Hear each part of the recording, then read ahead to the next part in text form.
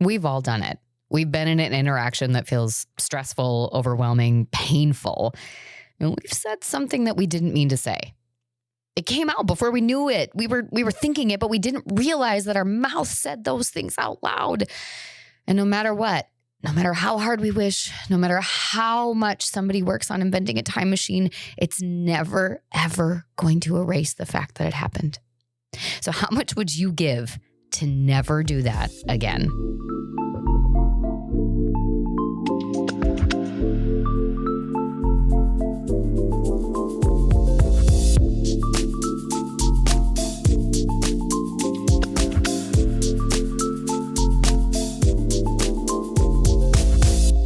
Hello, listeners. It's your host, Kira Wackett, back with another solo episode. Today, we're talking about one of the most important distinctions that we can make for how we're showing up to our lives. Are you reacting or responding? How we respond to and in various interactions is one of the most important sources of power that we have. Do we jump to defense when someone says something hurtful or feels wrong? Or do we make space for others to have their own thoughts and experience? Are we trying to find a way forward? Or are we trying to be right? And is it more important to have the other party hear you or react a certain way? Or can you merely let their reactions, their beliefs, their responses go? Believe it or not, the difference in these answers determines who holds your power, you or the other party, or more specifically, you or shame. And it all comes down to whether or not you're being reactive or responsive in a given situation.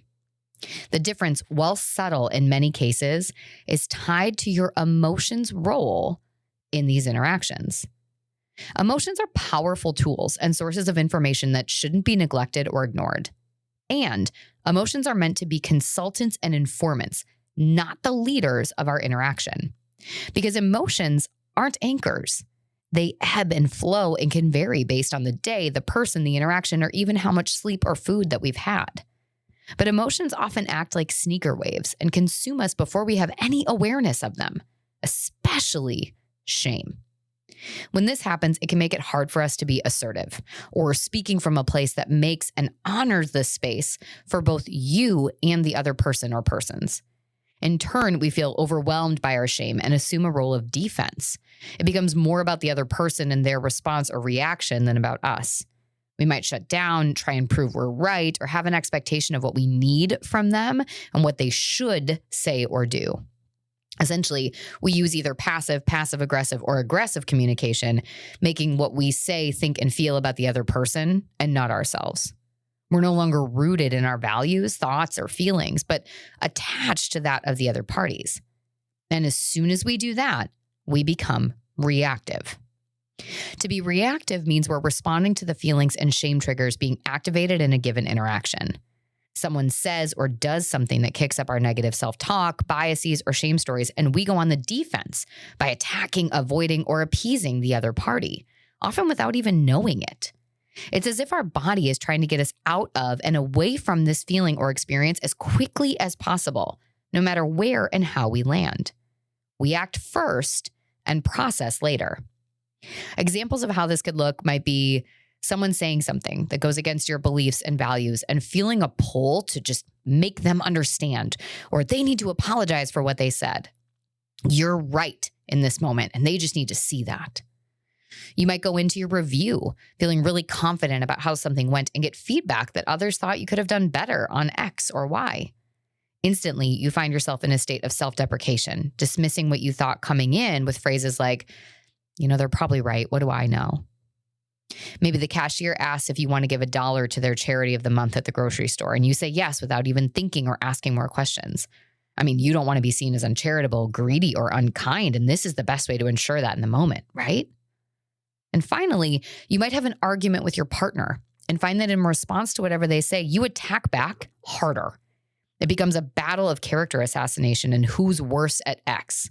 The conversation may have started about something generally benign or minor and ended up with you cataloging all the ways that your partner has let you down or lacks in X, Y, and Z. In each example, you can see that action precedes reflection. There's no mindful pause. There's no long-term focus. You just act from a feeling. That feeling has triggered a perceived threat to our worth, value, and connection, and we have to act now. And in that, it isn't uncommon for people to feel bad or regret their actions, or rather reactions, at a later time. Now, the important point to note, however, is that this is your body's attempt to try and protect you. So I don't mean to say that how you react is then out of your control, but it is crucial to understand that this is something that's been built up over time as a means of defending and protecting, and is not intended to hurt you or others, but is really your body thinking it's doing the best it can. We just have to help it think differently. All of this connects to and is rooted to your shame, the underbelly of any reactive experience. We feel like our position or place is actively threatened, and to secure it, we have to either give the power to the other person, completely detach ourselves, or make them feel small. Do you notice a theme? Exactly. All of these avenues put the other person as the focal point in the interaction. Now we've tethered ourselves in the outcome of the exchange, and subsequently our feelings, to what they say, what they do, rather than what we think or feel. Okay, so how do we stop doing this? Trust me, I'm guilty of taking the bait way more times than I want to admit. Hanging my happiness or excitement on how someone else responds to my news or thoughts, putting pressure on myself to have to be right at all times to be worthy or capable, using incredibly hurtful words to put someone down when I felt wronged. And what do these situations do for me? Nothing. Nothing but keep me under the control of my shame. The answer or shift is in learning how to become responsive, or rather learning to talk from a place where I can stand independent of the reactions of others, rather than allowing my shame free rein over an interaction. I can allow my emotions, shame included, to show up, but I don't give them the keys to the car. I can survey them, acknowledge their presence, but I can also invite my thoughts and logic to the interaction as well. I can lean into the space and belief that the other party and I have values, and that I don't need them to react in a given way for me to be validated or to establish my worth. I just need to recognize that those values or those thoughts or beliefs are just different. If I tell someone they hurt me or that I feel uncomfortable, that doesn't go away just because the other person might dismiss it or not agree. If I tell someone something I need and they don't see that as valid, my need is still viable and has a right to take up space. They don't get to erase that. And trying to force them to respond the way that I want also won't serve me or them. Instead, if I'm genuinely responsive and assertive, I can articulate my thoughts, needs, wants, and ideas. And the interaction success lies simply in that. I can hold space to acknowledge the other person's feelings without dismissing my own. They can feel what they feel, have the thoughts that they have, and those feelings and thoughts have a right to be there, just not at the expense of my own. Nor do my feelings or my thoughts need to trump theirs to be valid. This may mean that resolution isn't found in an interaction in the more traditional sense. Trust me, I get it. As I say that out loud, I feel myself reacting. That sucks. It sucks when an interaction sometimes means that you hit an impasse or you're at a stalemate. Someone might never give me what I need. But the reality is, we often assume we need much more than we do from others, when what we truly need is to disconnect from their response, good or bad. If I like a painting I made or a talk I gave, that's worthy of celebration, even if no one else wants, likes, appreciates, or celebrates it. Sure, I can take in the information from other people if it's helpful to my growth in the future, but that doesn't negate my own experience. So now the question is, how do you bring this into your life? How can you make the shift from reacting to responding? The most meaningful step is to do the work on shame. Learn about it, uncover the role it plays in your life, and consider what steps need to be taken to dismantle it from your daily life and interactions.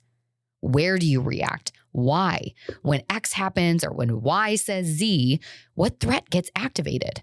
What fears exist? And what do you need to relinquish their hold? If you haven't listened to one of my OG solo episodes giving you an overview of shame, or the one where I dive deep into our shame defenses, I've got links in the show notes for you, so make sure that you go there, because this is going to be your one-stop shop to help you do a lot of that work. Now, second, once you've done that, once you've gotten that insight built, you need to build a relationship with your body. one where you actually listen to it. See, reacting is a full body experience, and there are many subtle cues that our body gives us when it starts to feel shame before we reach that point of outward reactivity.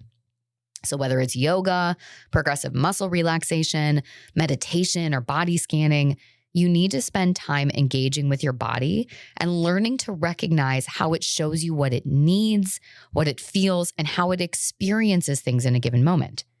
Another great way to go about this is to revisit situations or experiences that have caused stress or triggered shame in the past. Walk through the details of the incident and notice how you felt then and now in your body. So, for example, one of the first signs of my shame is that I get this ache in the middle of my back. My lips start to feel cold, and I can almost see my tunnel, like my visual field, kind of cave in.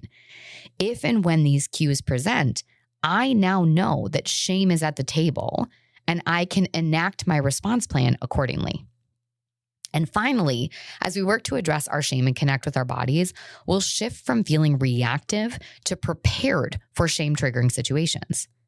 Shame is never something I can get rid of, but shame resiliency is about learning when and how it will show up and developing a different response pattern. Having phrases I can use in moments when shame comes knocking can be incredibly helpful and alleviate the stress that I can feel when I'm trying to find those right words in a given moment.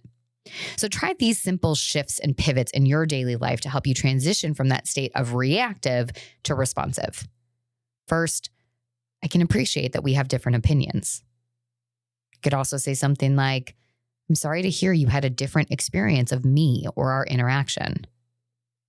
I know we all have different tastes and interests. Or I can appreciate that this has had a different effect on you. While that wasn't my intention, I would be happy to talk through that with you to find a resolution. Or I feel sad your response is X. I would have liked to have heard Y, and I understand that this might not happen. Now, as we bring it all to a close, I want to remind you to be kind to yourself in this process. Remember, shame's been built on years of negative self-talk and beliefs, so it's going to take a little bit more than a few podcast episodes to dismantle it. Show up, put the work in, and give yourself grace and space in this process. Meaningful and sustainable change results from an accumulation of 1% changes. So as you think about this and you prepare to walk away from this episode, just ask yourself, what's your next 1% change? How can you begin to apply this to your daily life? And what's the why that's going to empower you to get there? Now, I would love to hear from you, anything and everything that came up during this episode, new ideas and insights, maybe what you're learning about your reactivity or how that's been triggered. So make sure that you answer the Q&A, fill out the poll, send me a voice memo, or just drop me an email. I would love to connect with you and know how I can support you and also learn from you along this journey. Now, if you found today's episode valuable and insightful, I encourage you to leave a review, hit that 5-star button, and of course, share this episode with someone you think could benefit from hearing it. Thank you so much for tuning in. We'll be back with more insightful discussions next week. But until then, take care, and I'll catch you next time.